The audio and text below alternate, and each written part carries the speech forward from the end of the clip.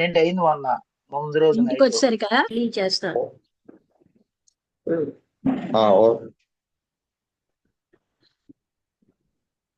ఓం శ్రీ సద్గురుభ్యో నమః.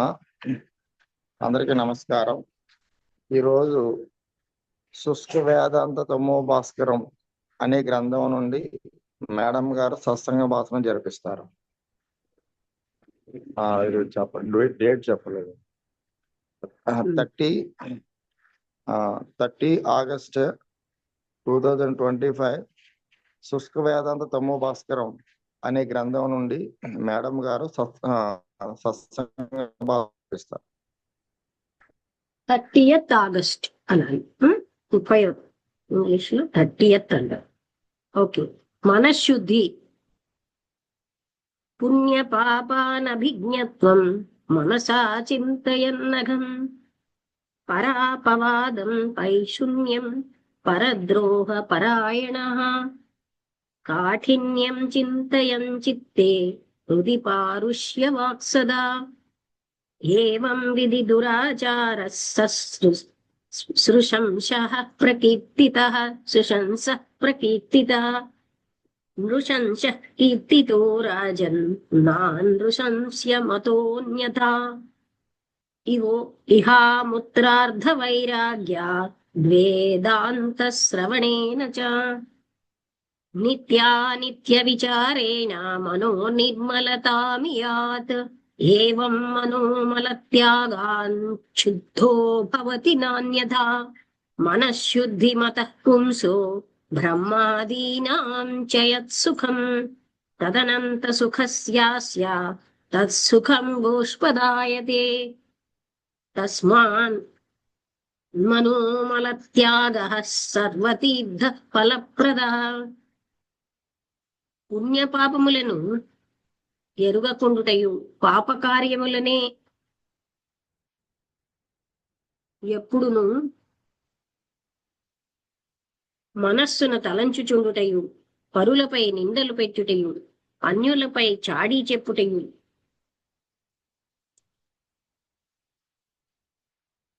పరులకు నిరంతరము అపకారము చేయ తలంచుటయు కఠినమైన మనస్సు కలిగి ఉండుటయు ఎల్లప్పుడూ కఠినమైన మాటలు మాట్లాడుటయు ఈ విధములకు దురాచారములు గల మనుష్యుడును నృశంసుడని చెప్పబడింది. ఓ దిలీప మహారాజా, పైన చెప్పబడిన నడవడిక లేవియు లేనివాడు అనృశంసుడని అనంబడును. మరియు ఈ లోక సంబంధములైన విషయములందు ఆశ లేక ఉండుట చేతను వేదాంతమును వినుట చేతను ఇది నిత్యమైన పదార్థము అనగా ఎల్లప్పుడూ ఉండునది, ఇది అనిత్యమైన పదార్థము అనగా ఎల్లప్పుడూ ఉండని వస్తువు అని విచారించి నిత్యానిత్య వస్తువును తెలుసుకొనుట చేతను మనస్సునందలి మాలిన్యము తొలగును.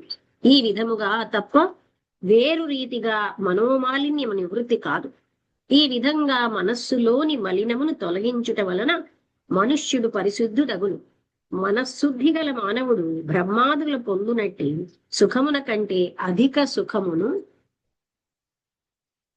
పొందును. కాబట్టి బ్రహ్మాదులు పొందు సుఖము అటువంటి మానవునకు అల్ప సుఖముగా తోచును. కావున మనస్సునందలి మాలిన్యమును నివర్తించు మానవుడు సమస్త తీర్థములలో స్నానము చేసిన ఫలమును పొందును. చూసారా? అంటే మనస్సులో మాలిన్యం తొలగించుకుంటే చాలు, సమస్త తీర్థాలలో స్నానం చేసిన ఫలితం వస్తుందంటున్నారు. తర్వాత తపస్సు. మనసో నిగ్రహేణైవ శరీరస్య తు మోక్షణాత్ ఇంద్రియాణాం నిరోధేన నాకాదీనాం చ నిగ్రహాత్ ఆహారవర్జనాచ్చైవ యుక్తాహార నిషేవణాత్ యుక్త స్వప్నావబోధేన యత్తవస్తత్తపో విదుః ఏతత్తపః పరం తీర్థమితి యత్తత్సమీరితం జ్ఞానమేవ పరం తీర్థం సకలం నిష్కళం తు వా హరం రవిం వ్యక్త మహివా చింతయేత్ సుధీః సాంగం సముద్రం సన్యాసం సరుషిశ్చందదైవతం జపేన్మంత్రం నరస్సోపి సర్వతీర్థ ఫలం లభేత్ అవిచారితరమ్యేషు స్త్రీదేహేష్వపి రాగిణాం మాయారమ్య మాయారమ్యతరా ప్రీతిర్జాయతే హ్యవివేకినాం ఇయం పశ్యతి మాం నారీ పరిరంభం చ వాంఛతి ఇత్యేవం మన్యతే రాగి నాంతర్వస్తు విచారవాన్ పురుషోయమియం స్త్రీతి పృథగ్జ్ఞాస్తి వివేకినాన్ ఆత్మైవ భాతి సర్వత్ర బాహ్యాంతః పరిపశ్యతాం. మనస్సును పోయిన మార్గమును విడువక దానిని తన వశము చేసుకొనుట చేతను దేహ సుఖములను విడుచుట చేతను ఇంద్రియములు అని అవి పోవు మార్గమును విడువక అడ్డగించి తన ఇష్ట ప్రకారము పెట్టుట చేతను స్వర్గము మొదలగు వానిని అలక్ష్యముగా చూచుట చేతను తగని ఆహారమును విడిచిపెట్టుట చేతను తగిన ఆహారమును తినుట చేతను మితముగా నిద్రపోవుట చేతను మితముగా మేలుకొని ఉండుట చేతను అనుభవించు సుఖములన్నీ కలల వలె తలచి పైన చెప్పిన రీతిగా నడుచుకొనుటకు తపస్సని పేరు. ఇట్టి తపస్సే అన్నిటి లోపల మిగుల శ్రేష్టమైన తీర్థమని చెప్పబడును. చదువుతో కూడుకొనిన దైనను అంటే తీర్థములు అంటే ఇక్కడ చెప్తున్నారు ఏంటి ఏంటి తీర్థాలు, ఇవన్నీ తీర్థాలని ఇంతకు ముందు చెప్పారు కదా. ఇప్పుడు ఇది కూడా తీర్థాలలో అంటే ఏంటి, మనం ఏమనుకుంటాం నదుల్లోకి వెళ్ళి స్నానం చేయడమే తీర్థ స్నానం అని, కానీ వాటికంటే ఇలాగ ఆచరించి ఉండడం ఇంకా గొప్ప తీర్థ స్నానం అని చెప్పారు. ఇలా ఎన్నో చెప్పారు. ఇప్పుడు ఇక్కడ మనం ఇది వస్తుంది. చదువుతో కూడుకొనినదైనను విద్య లేనిదైనను జ్ఞానమే సర్వశ్రేష్టమైన తీర్థమని చెప్పబడు. బుద్ధిమంతుడైన వాడు విష్ణువును శివుని సూర్యుని ఎరిగి పూజించవలెను, లేక మనస్సున ధ్యానింపవలెను.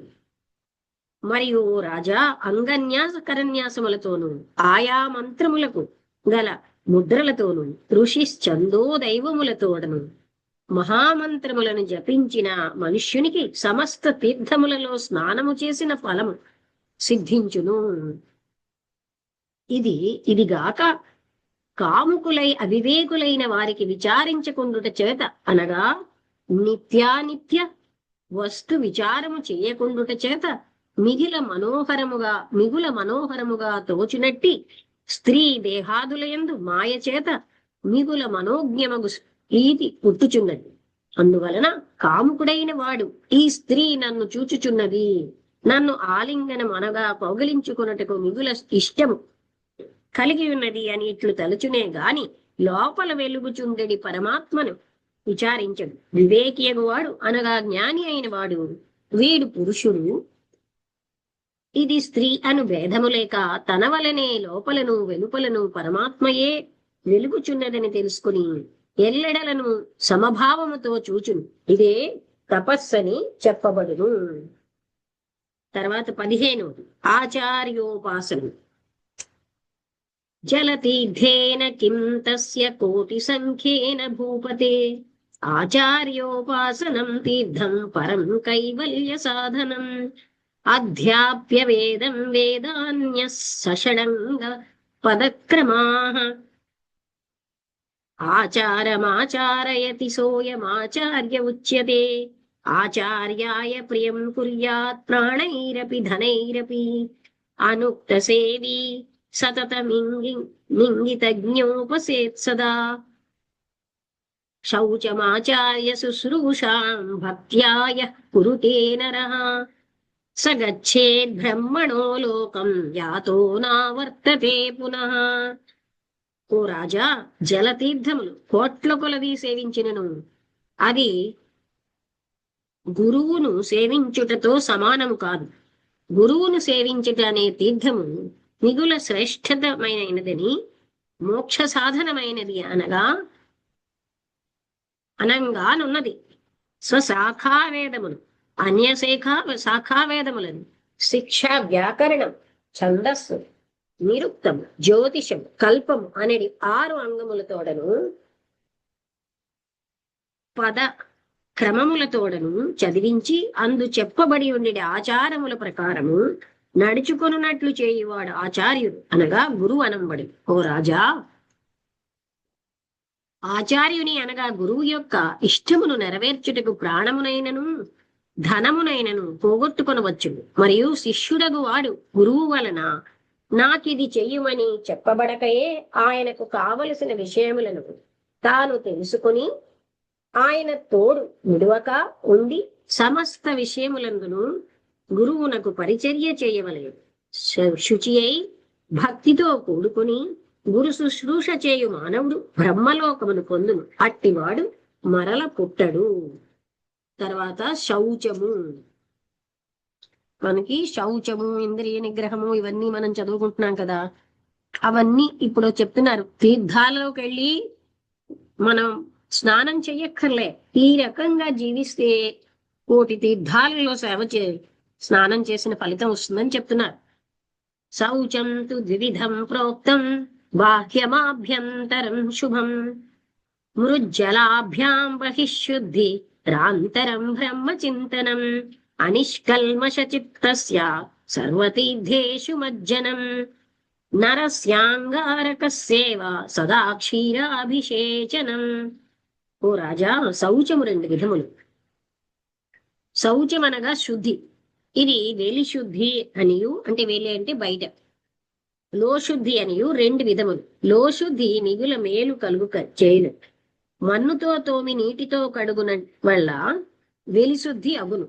బ్రహ్మ విచారము చేత లోశుద్ధి అగును. కల్మషము గల మనస్సుతో కూడుకొన్న వానికి సమస్త తీర్థములందు స్నానము చేయుట బొగ్గును తెల్లగా చేయుటకై నిరంతరము పాలతో కడిగినట్టు వలె నిరర్ధకమగును. చూసారా, కల్మషము గల మనస్సుతో కూడుకొన్న వానికి సమస్త తీర్థములందు స్నానము చేయుట బొగ్గును తెల్లగా చేయుటకై నిరంతరము పాలతో కడిగినట్టు వలె నిరర్ధకమను అగును. అంటే శరీరం మునుగుతోంది, మనస్సు అలాగే ఉంది కదా, అనగా కొంచెమైనను ఉపయోగము లేదని భావము. తర్వాత 17వది వైరాగ్యం.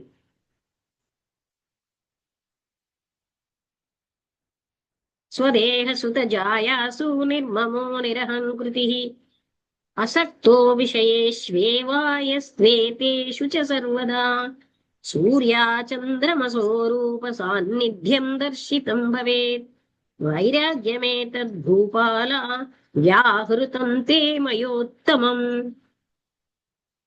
ఓ రాజా, తన దేహమందును బిడ్డల యందును భార్య యందును దేహములు మోహము లేనివాడు, అనగా ఆశ లేనివాడును, నేను అను గర్వము లేనివాడు, నిరంతరము తన శక్తికి మించిన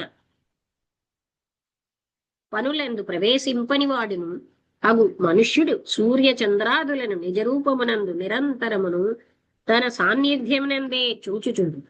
ఓ రాజా, ఇదే వైరాగ్యం. ఈ శ్రేష్టమైన వైరాగ్యమును నేను చెప్పి తిని, దీనివల్ల వస్తు వైరాగ్యం వైరాగ్యం కాదనియు, భావ వైరాగ్యం వైరాగ్యమనియు తెలియదగినది. 18వది విషయ విరక్తి. ఇక్కడ విషయ విరక్తి.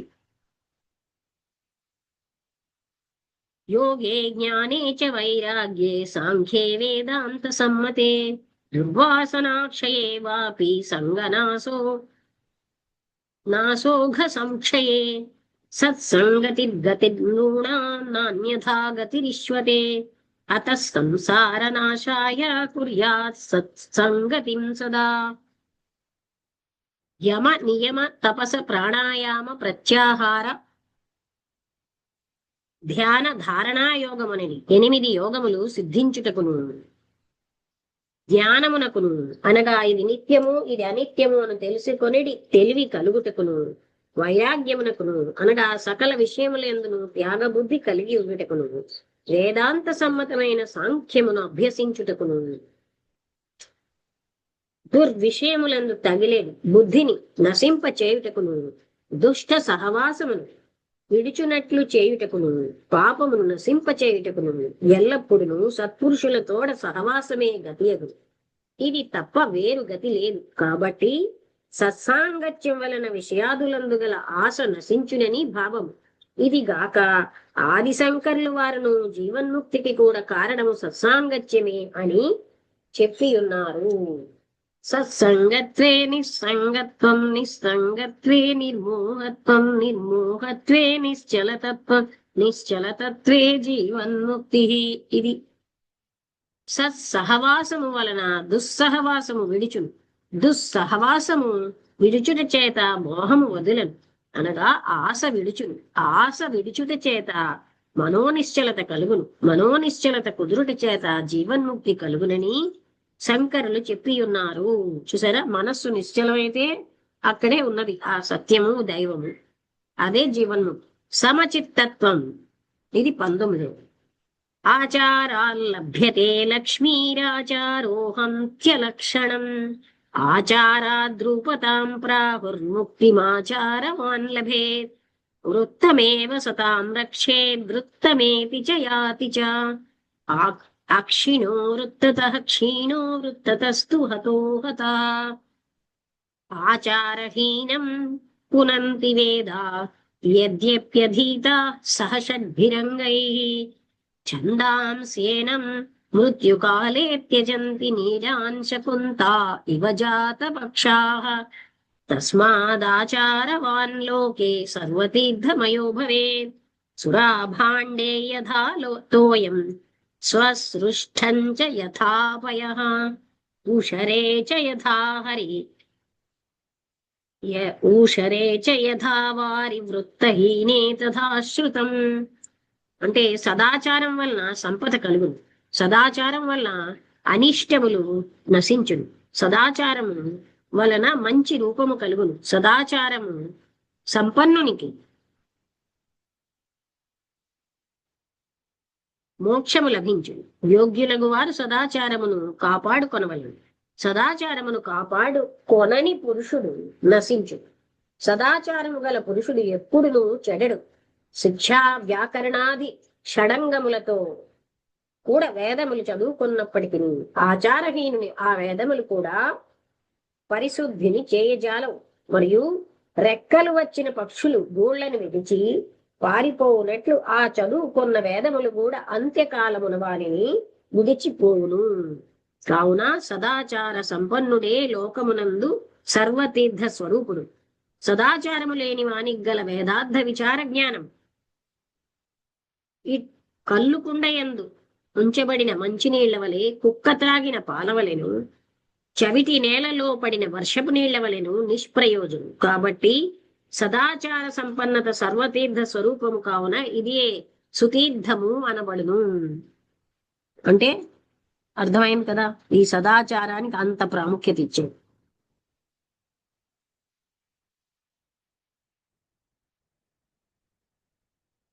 తర్వాత ఆత్మ నిదర్శనం 20.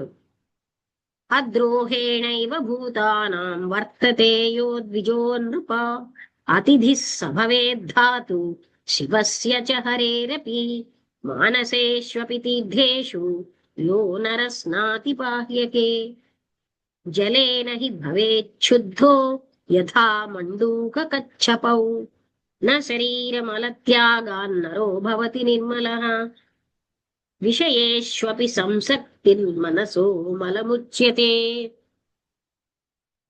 విషయేషు విరాగస్య మనసో మలనాశనం, చిదానందార్ణవే స్నాతో రాగాదిమలనాశనే, సంప్రబోధజలే రాజన్ కైవల్యమచిరాల్లభేత్, ఏతత్తే కథితం రాజన్ మానసం తీర్థలక్షణం, యస్య శ్రవణమాత్రేణ జ్ఞానయజ్ఞ ఫలం లభేత్.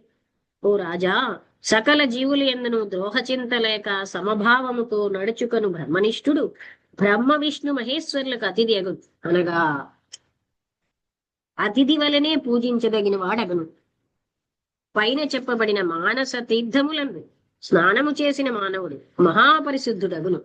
మనశుద్ధి లేక, అంటే ఇక్కడ మానస తీర్థం అంటే మనస్సు యొక్క అనే తీర్థం, మనశుద్ధి లేక బాహ్య తీర్థములనగా గంగాది తీర్థములయందు స్నానము చేయువాడు శరీరమును కడిగివేయుటి చేత ఎంత మాత్రము పరిశుద్ధుడు కానేరడు.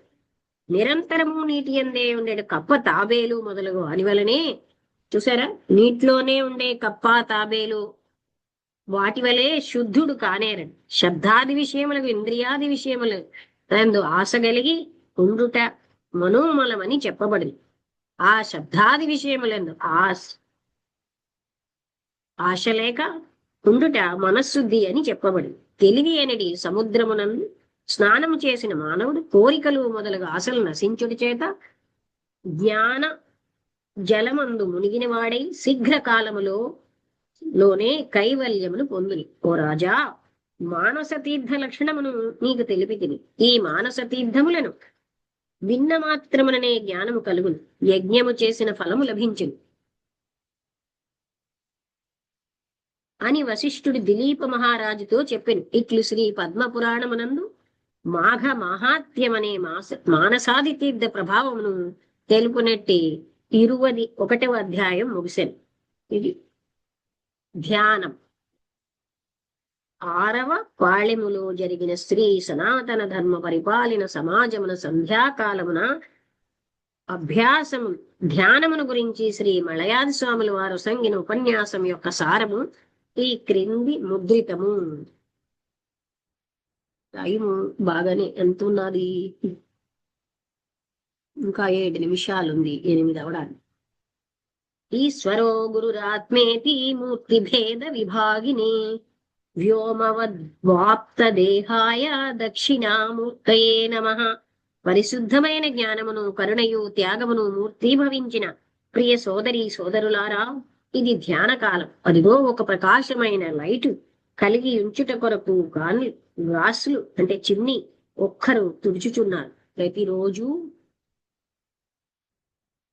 ఈ చిమ్నీ తుడుచుటచే స్వచ్ఛమైన దీపం ప్రకాశించుచుండు. ఈ చిమ్నీ కొద్ది రోజులు తుడవకపోయినచో పొగచే ఆవరించబడినదై దీపం ఎలాగున కనిపింపదో, అలాగే మీ హృదయమును ప్రతిరోజు ధ్యానము అనే ఉపాయముచే శుద్ధపరిచినచో మీలో ప్రకాశించి ఉండు జ్ఞానము ఆవరణమై ఆ జ్ఞానులగుదురు అజ్ఞానులగుదురు. అంటే ఒకవేళ తుడవకపోతే ప్రతిరోజు ధ్యానం అనే ఉపాయంచే శుద్ధపరచనిచో మీలో ప్రకాశించి ఉండు జ్ఞానము ఆవరణమై అజ్ఞానులగుదురు. కనుకనే మహర్షులు ఈ ధ్యాన విధిని ఏర్పరిచింది. ఇట్లు చేయనిచో తెలుసుకొనదగిన దానిని తెలియని వారలై జీవితం యొక్క ముఖ్య ఫలమును అనుభవింపకపోయేదు. నారీమణులారా, మీ స్వగృహములలో గల చెంబు మొదలైన పాత్రములను ప్రతిదినము ప్రాతకాలమున గడుగుచున్నారు గదా. అట్లు చేయనిచో పాత్రములు చిలుము పట్టి ఎలాగున చెడునో అదే రీతిని అంతఃకరణ శుద్ధి చేయనిచో మూఢులైపోదురు గదా. ఈ ధ్యానము ప్రాతః సంధ్యాకాలంలో అభ్యసించి శీలించుట మరింత మంచిది. ఏలనా అప్పుడు ప్రకృతి చాలా శాంతమై ఉండును. అంతేగాక దినము రాత్రితోనూ రాత్రి పగలతోనూ కలియుట చేత ఆత్మైక ధ్యానము చేయువారికి చాలా అనుకూలముగా నుండును. అంతేగాక 2వ పాయింట్, భగవంతుడు భక్తుల యొక్క భావనారూపమై ఉండును. అనేక మహాత్ములు, యోగులు, భక్తులు, సిద్ధులు, మహర్షులు అందరూ ఈ కాలమున ధ్యానము చేయుచుందురు. కనుక అప్పుడు లోకములో గొప్ప జ్ఞానము, కరుణ, శాంతము, భక్తి మొదలైన దైవభావములు కలుగుచుండు మరియు సత్వగుణమై ఉండును. సంధ్యాకాలమున అనేక పశుపక్షాదులకు జంతువులే గాక మనుజులలో కూలి పని, ఉద్యోగము మొదలగు వృత్తిగా గల మనుజులను విద్యార్థులను కర్మయోగములను మాని ఉందురు. వాని హృదయం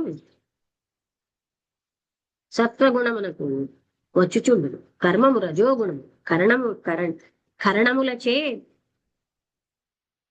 సత్వగుణమునకు కరణములచే చేయబడు కార్యమునకు కర్మమని పేరు. వాక్, పాణి, పాద, పాయు, ఉపస్థలు అనేది 5 కర్మేంద్రియం. అస్తమయ కాలమున పక్షులన్నీయు వాటి కర్మేంద్రియ వ్యాపారములను మాని చిత్తమును ఏకాగ్రపరిచి భూండ్లలో ప్రసన్నముగాను ఉండును. అదే ప్రకారము గోవులు, గొర్రెలు మొదలైన జంతువులు కూడా కర్మేంద్రియములు నడుచుకొని అతి సంతోషముగా అంతరంగ మనస్సు కలిగి ఉండును. ఇవి అన్నీయు ప్రశాంత సుఖము అనుభవించుచుండును. ఇక కొంత రాత్రి అయినా అవి అన్నీయు తమ స్వరూపముగు నిద్రలో ప్రవేశించును. ప్రథమ యామరాత్రి లోపల ధ్యానము చేయుట శ్రేష్టమని విధించబడిన రహస్యమిదియే. రాత్రి 9 గంటల లోపల ధ్యానము చేయుట ఉత్తమం. అదే ప్రకారము ప్రాతకాలము అనగా ఉదయం 4 గంటల నుండి సూర్యోదయం అయిన తర్వాత 9 గంటల లోపల యోగా యో- ధ్యాను యోగాధ్యనుష్ఠానము చేయటం మంచిది. బ్రహ్మ ముహూర్తము అని ఈ సమయమునకు పేరు. అప్పుడు సుషుప్తి అనే తమస్సు నుండి సత్వగుణములోనికి ప్రవేశించు కాలం. సూర్యుడు ఉదయించి కొంతసేపు పోయినా పై చెప్పిన పశ్వాది జంతువులన్నీ కర్మేంద్రియ కృత్యములకు ఉపక్రమించు. ప్రాత సంధ్యాకాలములలో ప్రకృతి ఎంత ప్రశాంతమైన రమణీయతతో నాట్యము చేయుచుండునో చూడుడు. కవి పుంగవులందరూ ప్రకృతిని వర్ణించెడు విషయమై బుద్ధిని ఈ కాలములో వినియోగపరచదు. మనుజులను ప్రశాంత ప్రశోభీత ఈశ్వరాయత్త చిత్తులై ఆనందభరితులై భోజనాదుల సలిపి వారి వారి కార్యములను అనుసరించిన ఉద్యోగములకు వెళ్ళి కర్మేంద్రియ కార్యములలో ప్రవేశించెదరు గదా. మూడవది, మరియు గొప్పవారు ధ్యానించినప్పుడు ఒక్క విధమగు దైవ మహిమ కలుగుచుండును. సామాన్య ధ్యాన కాలమున అందరును ఒకే స్థలమున ధ్యానించుట మంచిది. విశేష ధ్యానము ఏకాంతమున ఏకాకి అయి మాత్రమే చేయవలెను. చూసారా, విరక్తులైన కొందరు దైవభక్తి గలవారు గాని తత్వబోధ గలవారు గాని ధ్యానించెడు సమయమున సామాన్యులు కూడా అదే స్థలమున ధ్యానము చేయటం మంచిది. ఎట్లనా కొన్ని ఎండిన కట్టెలు మండుచున్నప్పుడు దానిలో కొన్ని పచ్చి కట్టెలు ఉండినను కాలిపోను గదా. లేక కొన్ని చిన్న చిన్న దీపపు వత్తులను ఒకే స్థలమున వెలిగించిన గొప్ప ప్రకాశముగా మారునట్లు సామాన్య జ్ఞానశక్తి గలవారు ఒకే స్థలమున ధ్యానము చేయనప్పుడు అట్టి స్థలము గొప్ప జ్ఞానమయముగా మారును. గొప్ప నిప్పు చుట్టూను కూర్చుండు వారికి ఆ గొప్ప ప్రకాశం అందరికీ ఒకే విధముగా నుండినట్లు ఆ చోట మండు వారందరికీ గొప్ప ఆత్మలాభము కలుగును. లేక ఒక రైలు ఇంజన్లతో తగిలించి ఉండు భారముతో కూడిన అనేకములగు పెట్టెలను ఇంజిను లాగుకొని పోనట్లు గొప్ప బ్రహ్మనిష్ఠుని ధ్యాన కాలమున వారి ధ్యానముతో మీ మనస్సును ఐక్యపరిచిరేని మీరును ఆ గొప్ప దైవ సుఖమును అనుభవింపగలరు. మీ హృదయములో ప్రపంచ వాసనలు అనేది కర్మ భారం ఉండినను ఈ ధ్యానము చే తరింపవచ్చును. ఇంజన్ అనునది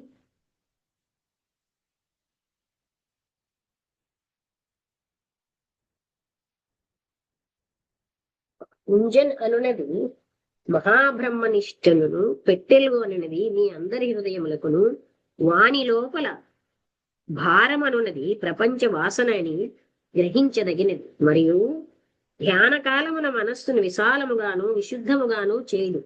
ఒక ట్యాంకిలో నీరు నిండుగా నుండినను గొట్టము ఎంతటిదో అంత నీరు గదా దాని ద్వారా వచ్చును. కొళాయి చిన్నదైనచో కొంచెము జలం మాత్రము వచ్చుచుండు.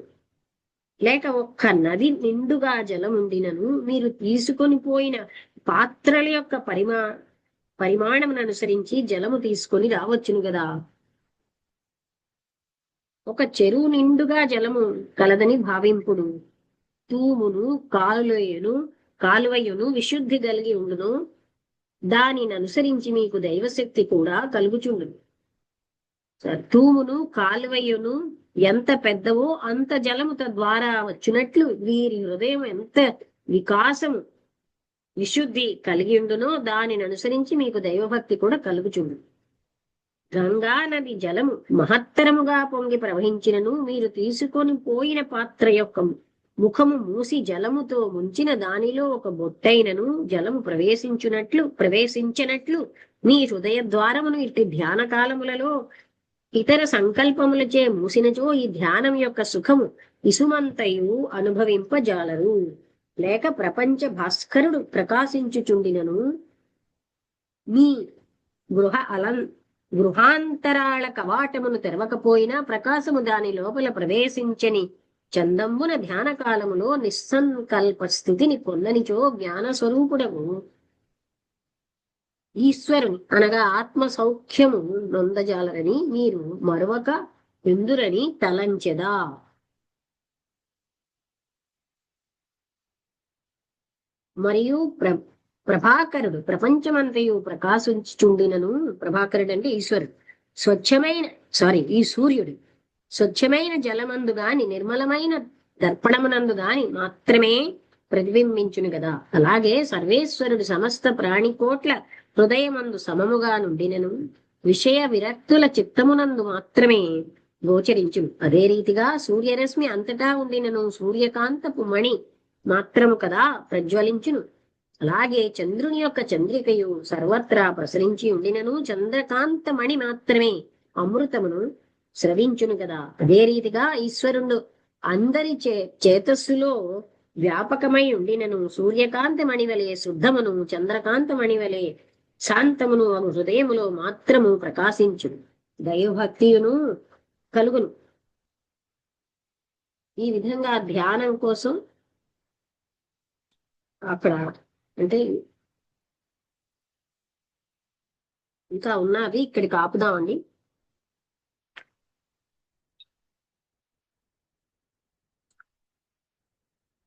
నారాయణ గారు ఏమైనా మాట్లాడతారా?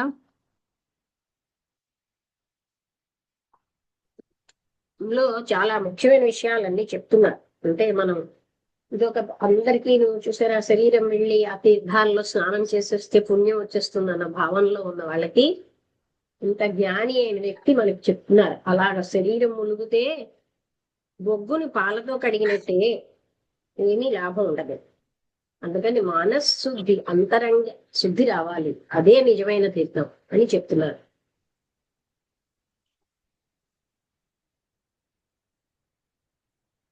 అంటూ తీర్థ స్నానం కోసం చెప్తూ ఇన్ని తీర్థాలని ఇంకా అవ్వలేదు, అవి ఇంకా చెప్తున్నారు. నారాయణ గారు మాట్లాడతారా? వెళ్ళిపోయారా?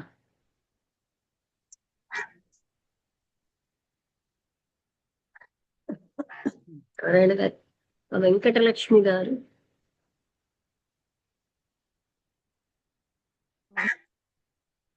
నారాయణ గారు కట్ అయిపోయారు.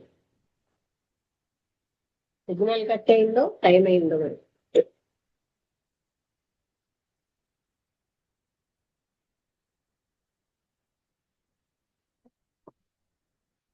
నారాయణ గారు మాట్లాడతారా? వినబడిందా?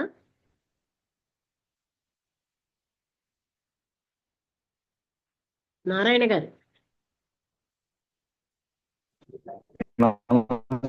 మేడం గారు సిగ్నల్ లేదు కదా, అదే చెప్తాను, అర్థమైంది. టైం అయిపోతున్నది. ఎంత వీలుంటే అంత చెప్పండి, ఈరోజు తర్వాత చాలా వినబడకపోతే మంచి ఆపేద్దాం. చాలా అలాగే ఈరోజు చాలా మంచి విషయాలను ప్రస్తావన తీసుకొచ్చారు అమ్మ శుష్క వేదాంత తమో భాస్కరంలో. రెండో భాగం. ఎందుకంటే మనసు గురించి ఏదమ్మా, హలో హలో ఒక పుస్తకం అయిపోయింది, ఇది రెండో పుస్తకం. హలో ఏంటి వినబడుతుంది సార్, వినబడలేదు? రెండో పుస్తకం అదే వినబడుతుందండి. వినబడుతోంది, మాట్లాడండి నారాయణ గారు. మాట్లాడతాను. సో అందరికీ నమస్కారం. అన్ని చాలా విషయాలు చక్కగా చెప్పారు. ఎందుకంటే ముందు మనస్సు గురించి, ఎందుకంటే మనం మన కృష్ణమూర్తి చాలా సందర్భాల్లో మనసు గురించి, అంటే మనసు ఉన్నప్పుడు, మనసు శూన్యమైనప్పుడు తప్ప మనకి ఏ విధమైన తీర్థయాత్రలో ఉపయోగం లేదని ఇక్కడ మనకి క్లియర్ గా చెప్పారు. మనసుని మాలిన్యం తొలగించుకుంటేనే మన